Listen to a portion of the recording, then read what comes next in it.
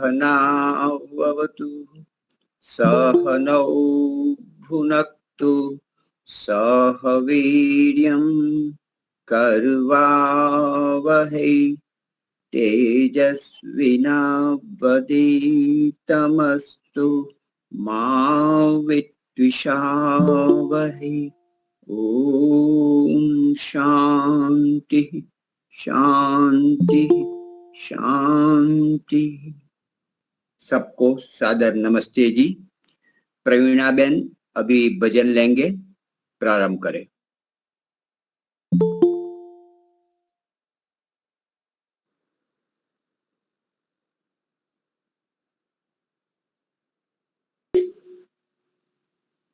सभी को सादर नमस्ते जी। कर्मों की जंजीर न तोड़ी, प्यार प्रभु का तोड़ दिया। मोह माया में अंधा बनकर पाप से नाता तोड़ दिया। आया था तू इस दुनिया में जीवन ज्योति जलाने को, तज कर आया झूठे धंधे प्रभु के दर्शन पाने को। पर पग तेरे नहीं उठते हैं प्रभु के दर तक जाने को। प्रभु भक्ति को दिल से बुलाकर सच्चा रास्ता छोड़ दिया। गई जवानी आया बुढ़ापा, अब क्यों बैठा रोता है। बीत गई सो जाने दे अब, शेष बची क्यों रोता है। फल है जग में जीवन उसका, धर्म के बीज जो बोता है। गंदे कर्मों में फंस कर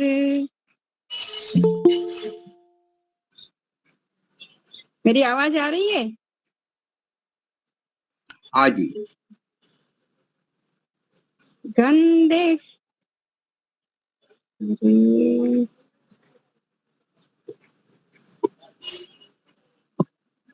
हाँ जी। गंदे कर्मों में फंस कर अनमोल जन्म क्यों खो दिया। शाम सवेरे हर दम दिल में रहती तेरी माया है।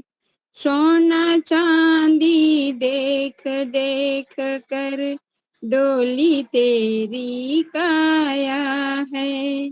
अज्ञान का घोर अंधेरा तेरे तन पर छाया है। होके दीवाना इस दुनिया में प्रभु से मुखड़ा मोड़ लिया। कर्मों की जंजीर न तोड़ी, प्यार प्रभु का तोड़ दिया। बहुत बहुत धन्यवाद जी समय देने के लिए। हाँ जी, बहुत बढ़िया। अभी दूसरा। तेरे जीवन के धन हो और प्राणाधार हो, जिंदगी की नाव मैंने सौंप दी प्रभु आपको। तुम बचाओ या डुबाओ मेरे खेवटहार हो। तुम मेरे जीवन के धन हो और प्राणाधार हो। भर रहे धन धान्य से तुम सबके परिवार को, देते तुम थकते नहीं हो, ऐसी तुम सरकार हो। तुम मेरे जीवन के धन हो और प्राणाधार हो। जप रहे तेरा नाम पंछी, गीत गाती है पवन। भर रहे रंगों से जग के अजब रचनाकार हो। तुम मेरे जीवन के धन हो और प्राणाधार हो। एक तुम दाता दयालु, सबके पालनहार हो। धन्यवाद मुनि जी समय देने के लिए। दीपाली के लिए नमस्ते, बहुत बहुत धन्यवाद जी। हाँ, अभी वक्ता के रूप में श्रुति बेन जी सेतिया अभी आ गए हैं, तो उनसे मैं निवेदन करता हूँ आप अपना वक्तव्य प्रारंभ करें। ओ सभी आर्यजनों को मेरी सादर नमस्ते। इस कार्यक्रम का संचालन कर रही दीपालिका जी, साधुवाद आपको। आदरणीय मुनि जी को मैं नमन। बहुत सुंदर प्रभु भक्ति के भजन अभी हमने सुने। तुम मेरे जीवन के धन हो और प्राणाधार हो। सच में परमपिता परमात्मा के सिवा और कोई नहीं होना चाहिए। हम लोग आज अलग अलग गुरुओं को मत पंथ को बनाकर बैठे हैं। मुनि जी, मुझे बड़ा ही कई बार दुख होता है ये देखकर कि संसार किस तरफ जा रहा है। कई जगह ऐसा कार्यक्रम देखने को मिलता है जहां लोगों ने अपने अपने गुरु बना रखे होते हैं और उनका कोई मुझे औचित्य समझ नहीं आता कि उनकी सोच क्या है। पर आज किसी को हम रोक नहीं सकते प्रभु भक्ति करने के लिए, किसी को हम कह नहीं सकते। पर दुख बड़ा होता है, हम उस एक ईश्वर का ध्यान छोड़कर अलग अलग गुरुओं में अपना ध्यान लगा रहे हैं, तो मन बड़ा ही दुखता है इस चीज को देखकर। और अभी माता जी ने एक भजन सुनाया कि कर्मों की जंजीर ना तोड़ी, प्यार प्रभु का तोड़ दिया। सच में हम लोगों ने आज परमपिता परमात्मा से नाता ही तोड़ दिया है। हम अपने ही इसमें लगे हुए हैं, अपने ही नियम बना रहे हैं, अपनी व्यवस्थाएं चला रहे हैं, अपने आपको उस प्रभु की प्राप्ति की तरफ नहीं लेकर जा रहे। मैं एक विषय पढ़ रही थी मुनि जी, बहुत ही सरल सा मुझे लगा विषय कि आसक्ति रहित होने पर प्रभु की प्राप्ति होगी। कि समय के साथ साथ मनुष्य का जो अंग है शिथिल हो जाता है, एक एक अंग। बाल सफेद हो गए, मुख में दांत नहीं रहे, आंखों से ज्योति कम होने लगी, संसार दूर होता जा रहा है, संबंधों की कड़ी टूटने लगी है। जिस संसार को हमने पकड़ रखा है अब वो छूटने लगा है। रोगों ने शरीर को घर बना लिया, परंतु उसके पश्चात मनुष्य का मन कितना विचित्र है कि व्याधियों से भरा हुआ। इस कांपते हुए शरीर में अनेकों अनेक आशाएं जगी हुई हैं जो हम बार बार ठुकराते हैं।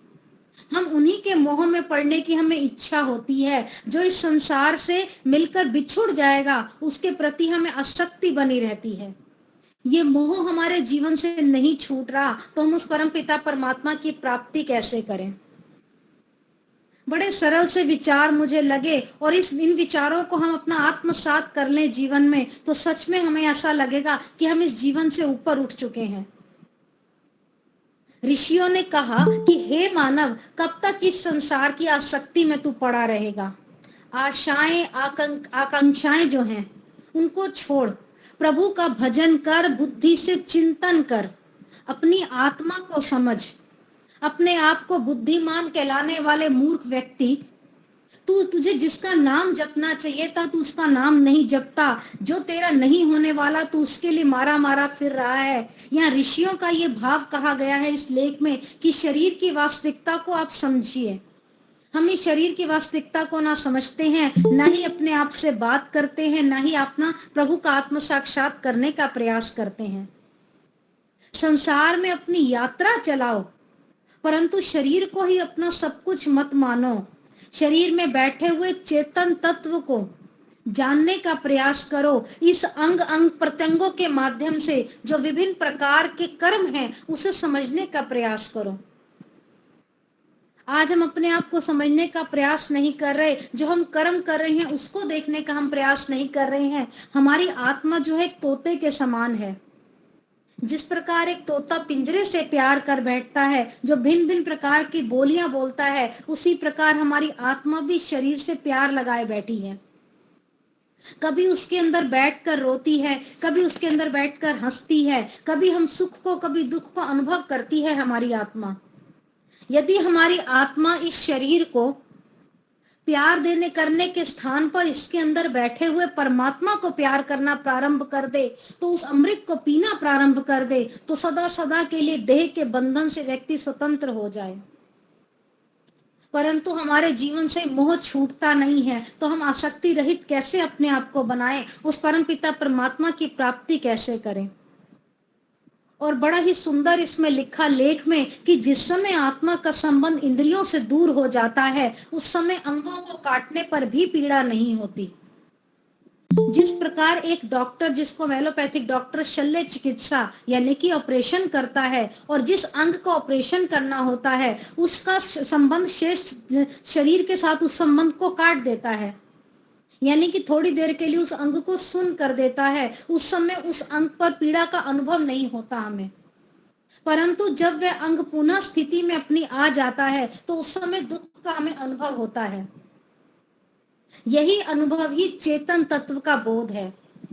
ये चेतन जिस समय शरीर को त्याग देगा तो शरीर का कोई मूल्य नहीं रहेगा, इसकी सुंदरता भी समाप्त हो जाएगी, कोई भी इसे स्पर्श करना पसंद नहीं करेगा और इसकी पवित्रता समाप्त हो जाएगी। और जो इस शरीर को छुएगा उसको अपने हाथ धोने पड़ेंगे। अधिक से अधिक इस शरीर को घर पे रखा नहीं जाएगा, शीघ्र इसका संस्कार करने का आपको परामर्श दिया जाएगा।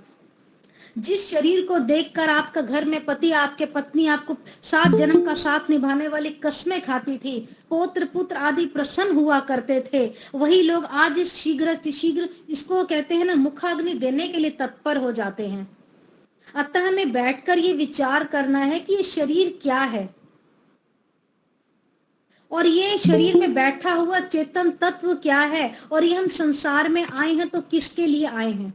कभी इस बारे में जानने का प्रयास कीजिए, और ये मेरे जीवन का परम लक्ष्य क्या है इसको भी जानने का प्रयास कीजिए। व्यक्ति आज अहंकार रूपी रोग से पीड़ित है।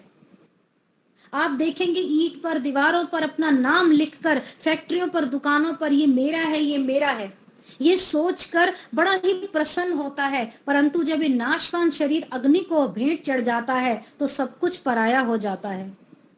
आज छोटी छोटी वस्तुओं को हम अपना मान बैठे हैं, इस संसार की प्रत्येक वस्तु से मोह लगाए बैठे हैं। आसक्ति रहित नहीं है तो परमपिता परमात्मा की प्राप्ति नहीं होगी। इसके लिए विवेक और वैराग्य की आवश्यकता है। कहते हैं ना, अब हमें नाशवान शरीर को, इस नाशवान सत्य को समझना होगा, इसके चेतन तत्व को समझना होगा। जिस तरह पेट की भूख मिटाने के लिए हम भोजन करते हैं, उसी प्रकार आत्मा को भी तृप्त कीजिए। और आत्मा को तृप्ति कैसे मिलेगी? सेवा से, साधना से, स्वाध्याय से, संतोष से, समर्पण से, भगवान के अमृत रस को पीने से इसको तृप्ति मिलेगी। आप सभी सत्संग प्रेमी यहाँ बैठे हैं, अच्छे अच्छे भजन सुन रहे हैं, आपकी आत्मा को प्रसन्नता मिल रही है, आप नेक कार्य करने के लिए प्रेरित हो रहे हैं। तो आप इस प्रकार के ही कार्य कीजिए, जो आपकी आत्मा की भूख है उसको बढ़ाने का प्रयास कीजिए। सत्संग, सेवा, स्वाध्याय, समर्पण आदि की भावना रखिए।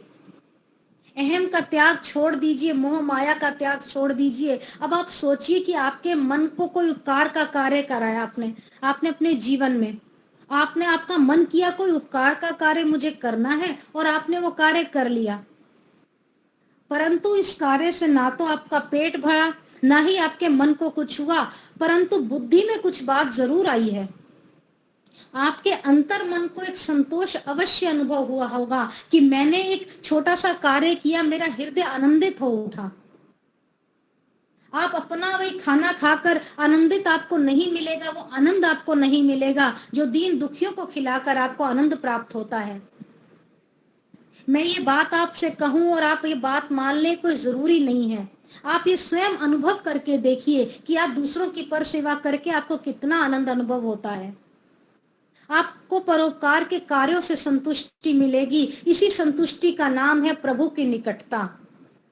ऐसे आप प्रभु के समीप बैठने का प्रयास करेंगे तो शायद आपको प्रभु का साक्षात्कार नहीं हो पाएगा, परंतु दूसरों की सेवा करने से आपको लगेगा कि प्रभु के निकट आप हैं। थोड़ा समर्पण का भाव रखिए, अपने जीवन से अहंकार को दूर कर दीजिए, अपने जीवन से मोह को दूर कर दीजिए। मैं आगे कहना चाहूंगी कि परमात्मा को पाने के लिए आपको बाल बच्चों का त्याग करने की आवश्यकता नहीं पड़ती, बल्कि संसार में रहने के लिए संसार के कार्य और व्यवहार को करते हुए आप अपने कर्तव्य को समझकर ही वैराग्य आपने उत्पन्न करना है। खाने के लिए नहीं जीना, जीने के लिए खाना है। उस वैराग्य को धीरे धीरे पक्का करते जाना है अपने जीवन में। पर हमारा उद्देश्य ये ना होना चाहिए कि लोग हमारी प्रशंसा करें, हमारा मान सम्मान करें, हमें महत्व दें। हमें इस अहंकार को छोड़ना होगा। यदि हम इन सब बातों में ही पड़ जाएंगे, हम अपने मार्ग से भटक जाएंगे।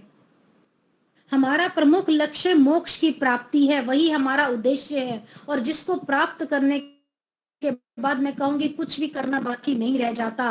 और जिस समय आपके जीवन में मैं की भावना, अहंकार की भावना समाप्त हो जाएगी, और जिस दिन आप ये कह देंगे कि मेरा नहीं है, कुछ भी मेरा नहीं है, आप संसार के कर्तव्यों को पूरा करेंगे, परंतु इस संसार में आसक्ति भाव में नहीं पड़ेंगे।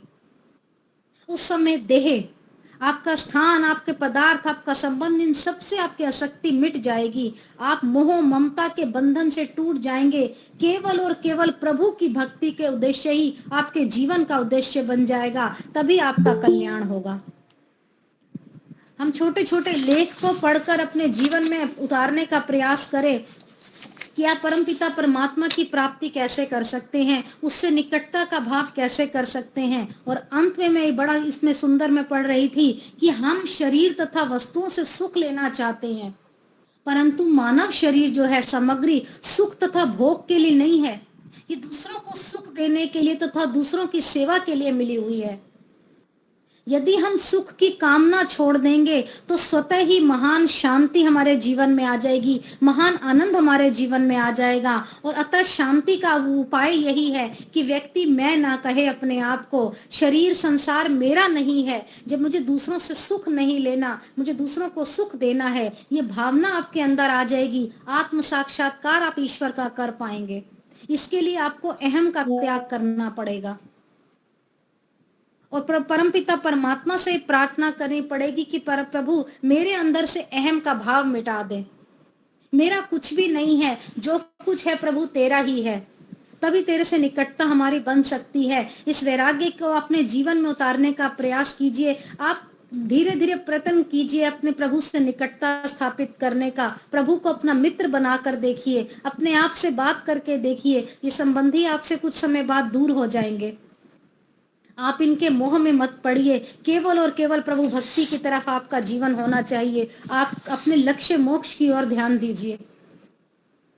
पढ़ने को ये लेख बहुत सरल लगते हैं मुनि जी, परंतु हम अगर इनको ध्यान से पढ़ें और अपने विचारों में इनको रखने का, लाने का प्रयत्न करें, जीवन में उतारने का प्रयत्न करें, तो सच में प्रभु से निकटता बढ़ेगी।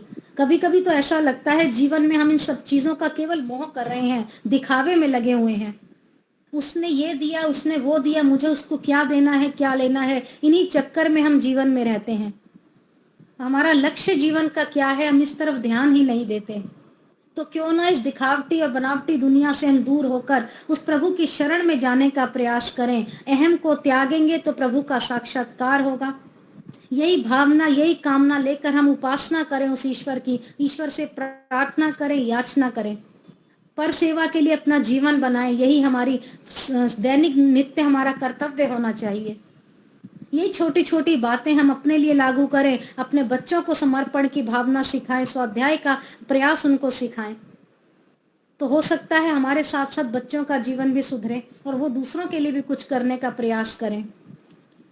तो आइए प्रभु से हम छोटी सी प्रार्थना करें कि प्रभु मेरा कुछ नहीं है, जीवन में जो कुछ है सब तेरा है। तो इस बारे में कवि बड़ा ही सुंदर कहता है। कवि की 2 पंक्तियां कहकर अपनी वाणी को विराम दूंगी। मुझ में क्या मेरा, सब तेरा ही तेरा। हाँ, मुझ में क्या मेरा, सब तेरा ही तेरा। तेरा तुझको सौंप दिया तो क्या लागे मेरा। हाँ, मुझ में क्या मेरा, सब तेरा ही तेरा। मेरी हर कोशिश को तू ही सफल बनाता है। अंधियारे दुर्गम पथ पर भी साथ निभाता है। जीवन के दुश्वार समय को हाँ, जीवन के दुश्वार समय को तूने ही है फेरा। हाँ, मुझ में क्या मेरा, सब तेरा ही तेरा। मुझ में क्या मेरा, सब तेरा ही तेरा। तेरा तुझको सौंप दिया तो क्या लागे मेरा। मुझ में क्या मेरा, सब तेरा ही तेरा।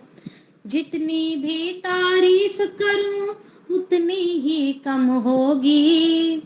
एक जरूरत बस तेरी हमको ही होगी। तूने ही पतवार संभाली। हाँ, तूने ही पतवार संभाली जब दुखों ने घेरा। हाँ, मुझ में क्या मेरा, सब तेरा ही तेरा। तू दाता तू सब कुछ मेरा, तू ही पालनहारा। तुझको ही तो गाते गाते जीवन बीते सारा।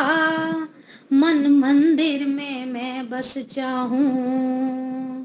हाँ, मन मंदिर में मैं बस चाहूं, तेरा ही हो डेरा। हाँ, मुझ में क्या मेरा, सब तेरा ही तेरा। तेरा तुझको सौंप दिया तो क्या लागे मेरा। मुझ में क्या मेरा, सब तेरा ही तेरा। हो, मुझ में क्या मेरा, सब तेरा ही तेरा। बहुत बहुत धन्यवाद मुनि जी, समय देने के लिए। दीपालिका जी, बहुत बहुत धन्यवाद। बहुत ही सुंदर। सब कुछ तेरा ही तेरा है, प्रभु का ही है, अपना कुछ नहीं, सारा पराया है। अपना केवल कह सकते तो परमात्मा ही है। जो आज के माता पिता पुत्र आदि जो है वो कुछ समय के लिए 50, 60, 80, 100 वर्ष अधिक है, बाकी बदलने वाले हैं। नित्य संबंध एक ही है जिसे हम अपना कहते हैं, वो परमात्मा है। बहुत बढ़िया।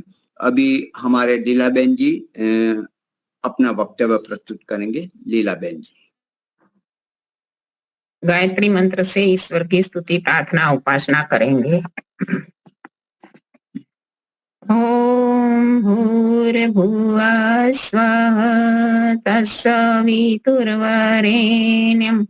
भर्गो देवस्य धीमहि धियो यो नः प्रचोदयात्। सबका रक्षक, जगत के सब जीवों का आधार, जो प्राणों से भी प्रिय और स्वयंभू है, जिसके संसर्ग मात्र से संसार के सारे प्राणी सभी क्लेशों और दुखों से मुक्त हो जाते हैं, जो नानाविध जगत में सर्वत्र व्यापक होकर सबका पालन और पोषण करता है, सकल जगत का उत्पादक, सब ऐश्वर्यों का दाता, जिसकी प्राप्ति में सभी की सब आशाएं एवं अभिलाषाओं की पूर्ति है, उस पवित्र परमात्मा के पवित्र तेज को हम अपने हृदय में धारण करते हैं। वो परमात्मा हमारी बुद्धियों को निकृष्ट मार्ग से निवृत्त करके उत्कृष्ट मार्ग की ओर प्रेरित करे। आदरणीय मुनि जी, समादरणीय बेन संचालिका दीपालिका जी, वंदनीय मातृशक्ति, आर्य सज्जनों, अभी अभी बहुत अच्छी चर्चा सुन रहे थे। बहन श्रुति जी अपने हृदय के दुखार व्यक्त कर रही थी, बड़ी ही पीड़ा के साथ। सामान्य रूप से हम देखते हैं कि समाज में अज्ञान तो बहुत फैला हुआ है, और इस अज्ञान को दूर करना हम वैदिक धर्मियों को सत्य ज्ञान को फैलाना है। हमारी चर्चा संध्या के मंत्रों के ऊपर हो रही थी। वास्तव में संध्या भी वही चीज है कि व्यक्ति को आत्मा और परमात्मा के साथ जोड़ती है। बच्चों को शुरू से ही हम संध्या का पाठ सिखाएं, उनके आसपास एक आध्यात्मिक वातावरण, आत्म उन्नति का वातावरण हम सृजित करें, तो बच्चों में शुरू से ही थोड़ा सा हमारा जो वास्तव में ईश्वर है, हमारा जीवन की वास्तविकता के बारे में उनको पता चलता है। ऐसे हमारी प्रवृत्तियां दो प्रकार की होती है जीवन में। एक बहिर्मुखी प्रवृत्ति है और दूसरी अंतर्मुखी प्रवृत्ति है। सुबह से उठकर शाम तक हम सारी दौड़ धाम में व्यस्त हैं। क्या खाना है, क्या पीना है, कहाँ जाना है, किसको मिलना है, व्यवहार के संबंधी, व्यवसाय के संबंधी कार्यों में हम व्यस्त हैं पूरा दिन। लेकिन हमारे शास्त्र, हमारे ऋषि मुनि हमें कहते हैं कि सुबह शाम के समय हम प्रतिदिन थोड़ा सा समय निकालें अपने आप को मिलने के लिए, अपने आप को जानने के लिए, अंतर्मुखी प्रवृत्ति करें कि मैं कौन, मेरा जीवन कहाँ जा रहा है, मेरे जीवन का लक्ष्य क्या है, ईश्वर क्या है। तो इन सारी चीजों से हम जुड़ते हैं तो जरूर हम सत्य के मार्ग पर चल पाते हैं। हमारे सारे दिन के व्यवहार में वो ईश्वर के गुणों का प्रभाव रहता है हमारे मन में और हमारा जीवन सही राह पर जाता है।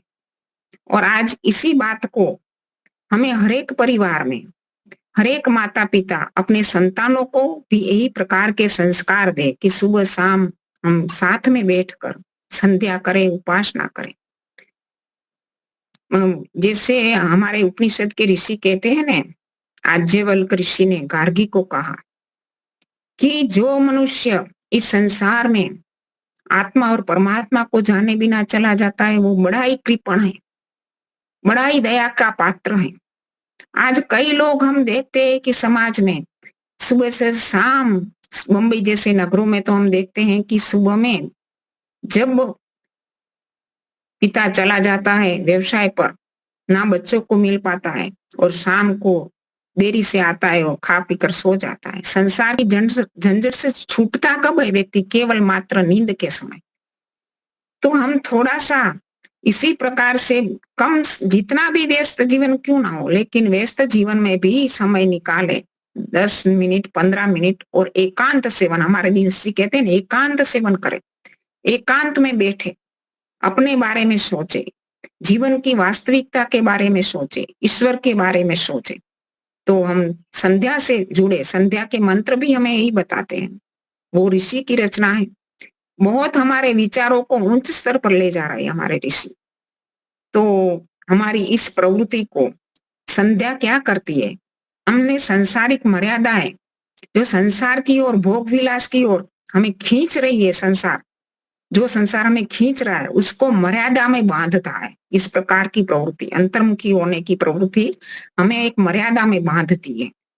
जैसे हमारा एक यजुर्वेद का मंत्र है और हम शिव संकल्प मंत्र में भी मंत्र करते हैं कि यस्मिन ऋच साम यजुषी यस्मिन प्रतिष्ठिता रथना भावी वारा, कि जिस मन के अंदर ऋग्वेद, अजुर्वेद और सामवेद प्रतिष्ठित है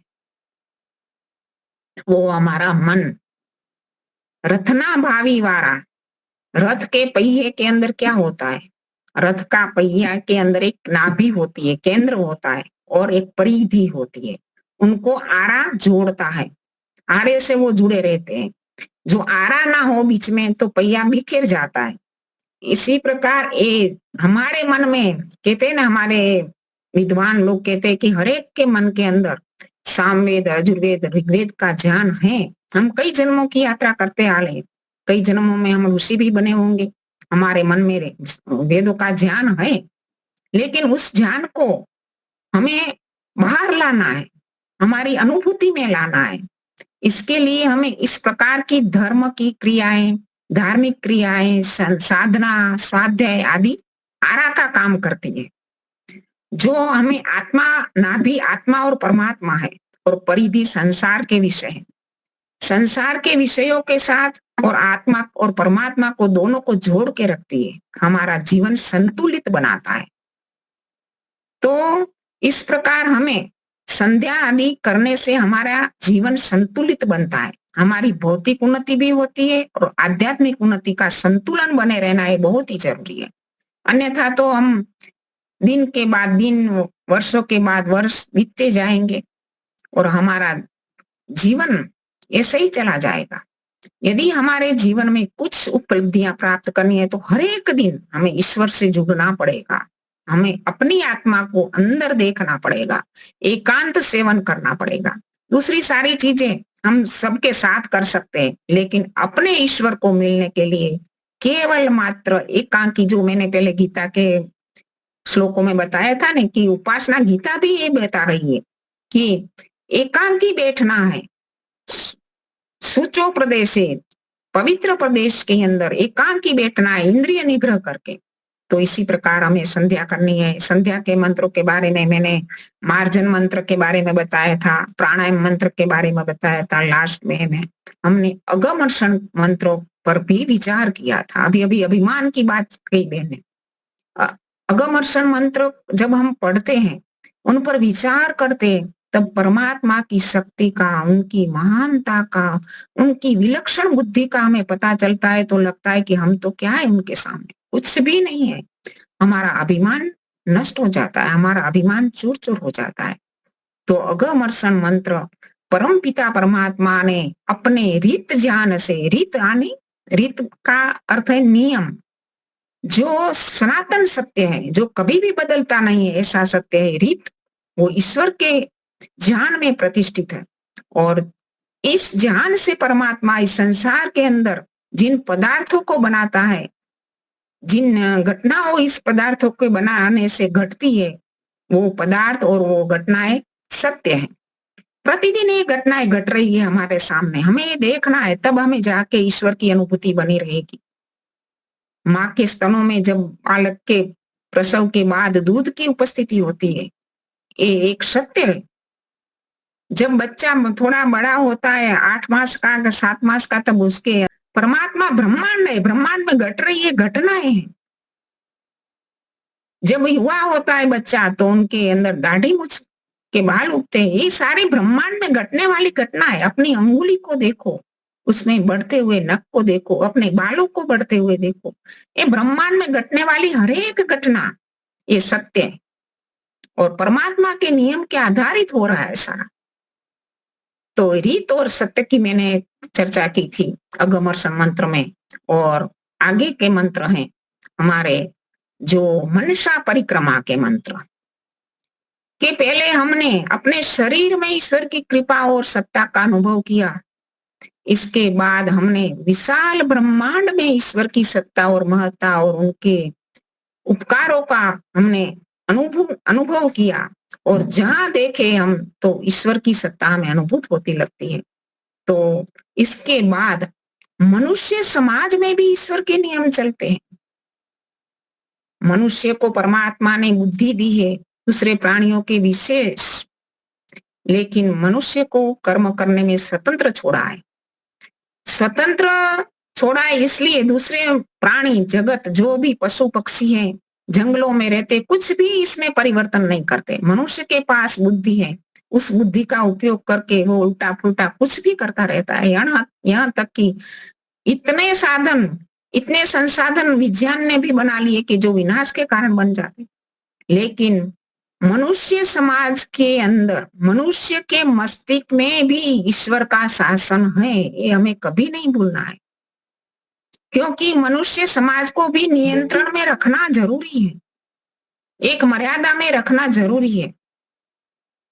जैसे कोई आजकल लोग कहते हैं ना कि झूठ की बोलबाला है, अधर्मी, झूठे, अन्यायी, अत्याचारी लोग बढ़ते हैं समाज में, वो आगे बढ़ जाते हैं। और जो सत्य मार्ग पर चलने वाले, धर्म मार्ग पर चलने वाले, वो पीछे रह जाते हैं। कैसे सामान्य रूप से लोग कहते हैं कि नहीं, रिश्वतखोरी, भ्रष्टाचार आदि तो करना ही पड़ता है।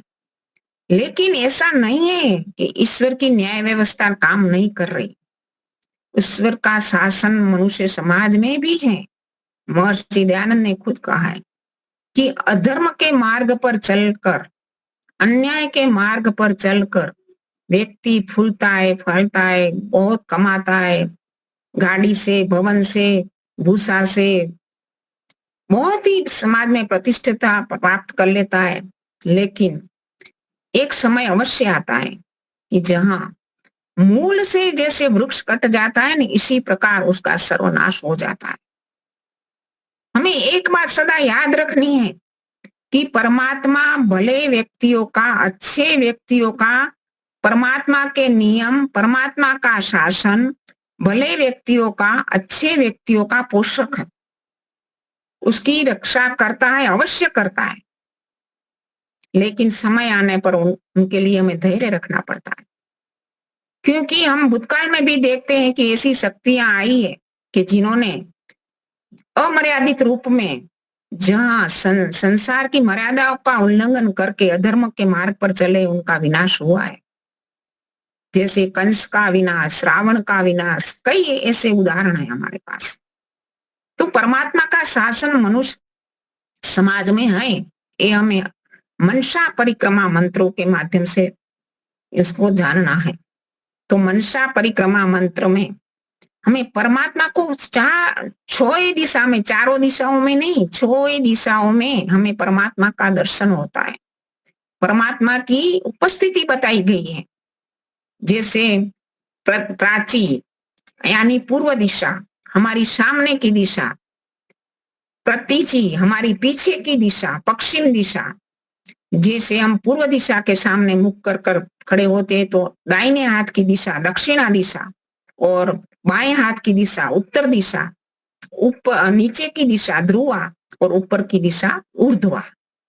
6 दिशाओं में ईश्वर की अनुभूति, ईश्वर की उपस्थिति मनसा परिक्रमा मंत्रों के माध्यम से हमें मिलती है। तो प्राची दिशा, पूर्व दिशा में परमात्मा को किस रूप में बताया है? प्राची दिग्ग्नि, दिक माने दिशा, अग्नि माने, अग्नि नाम ईश्वर का भी, अग्नि भौतिक अग्नि भी है। और हमारा चारों वेदों में सबसे पहला मंत्र, ऋग्वेद का पहला मंत्र है ना कि अग्नि मिले पुरोहितम यज्ञस्य देव जम होतारम रत्नम धातम। पहला मंत्र ही हमें बता रहा है कि अग्नि है ईश्वर, आगे आगे ले जाने वाला है। जो ईश्वर की शरण में गया, ईश्वर की नियमों का पालन किया, वो आगे आगे ही जाएगा, इसमें बेमत है ही नहीं। वो ज्ञान का प्रकाश देने वाला है। अग्नि का गुण क्या है? प्रकाश। और भौतिक अग्नि में भी प्रकाश है, वो भी हमें मार्गदर्शन करती है। जैसे अंधेरे में हम जाते हैं तो कोई मशाल आदि होती है हमारे साथ में, तो हमें मार्ग स्पष्ट रूप में दिखता है। तो इसी प्रकार परम पिता परमात्मा ये अग्नि रूप से यहाँ संबोधन किया गया। प्राची दिग्ग्नि रधिपति रसितो रक्षिता दित्या ईशव। पूर्व दिशा में परमपिता परमात्मा ने भौतिक रूप में आदित्य मानी सूर्य की उपस्थिति कर दी है। सूर्य भी हमारे जीवन की रक्षा करता है। यदि सूर्य ना होता तो क्या जीव सृष्टि जीवित रह पाती? हमारा जीवन के ऊपर अंदर सूर्य का बहुत बड़ा रोल है। इसके अंदर वो डिटेल में हम नहीं जाएंगे, लेकिन परम पिता परमात्मा ने पूर्व दिशा में जो अग्नि स्वरूप ईश्वर है, अग्नि स्वरूप परमात्मा है, जो ज्ञान स्वरूप है, प्रकाश स्वरूप है, उसने उसका ज्ञान तो हमने दिया ही है वेदों के माध्यम से।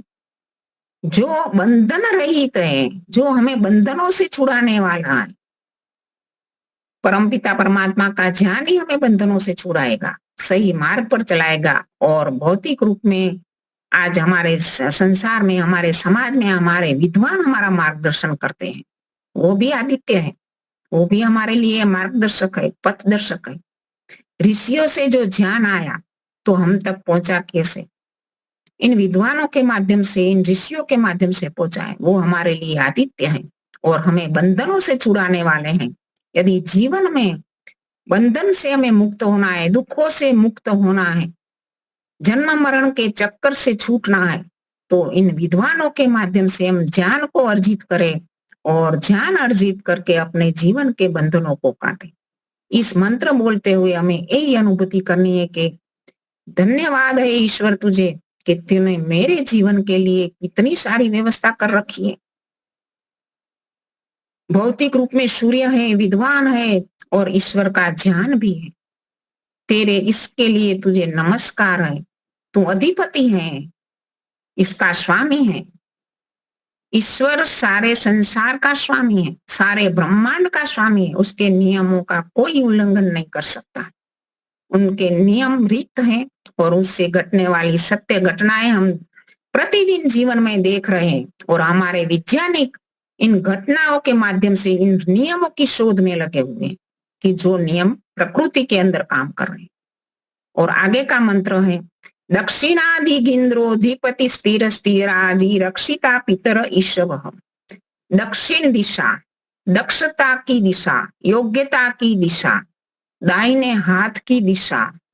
दक्षिण दिशा में ऐसे कहते हैं ना कि हम कहते हैं ना कि मेरा दाहिना हाथ, मेरा जो दाहिना हाथ है, कृतम में दक्षिण हते जयो में शव्य आहित। मेरे दाहिने हाथ में कर्म होगा तो अवश्य मेरे बाएं हाथ में विजय होगा। कर्म करने का और इस दिशा का अधिपति कौन है? दक्षिणाधिक इंद्र है। इंद्र को, ईश्वर को इंद्र नाम से पुकारा है। इंद्र, जीवात्मा को भी इंद्र नाम से पुकारा गया है शास्त्रों में कई स्थान पर, और ईश्वर को भी इंद्र नाम से पुकारा गया। इंद्र यानी ऐश्वर्यशाली। ईश्वर के पास सब प्रकार का ईश्वर है। कौन सा ईश्वर है जो ईश्वर के पास नहीं है?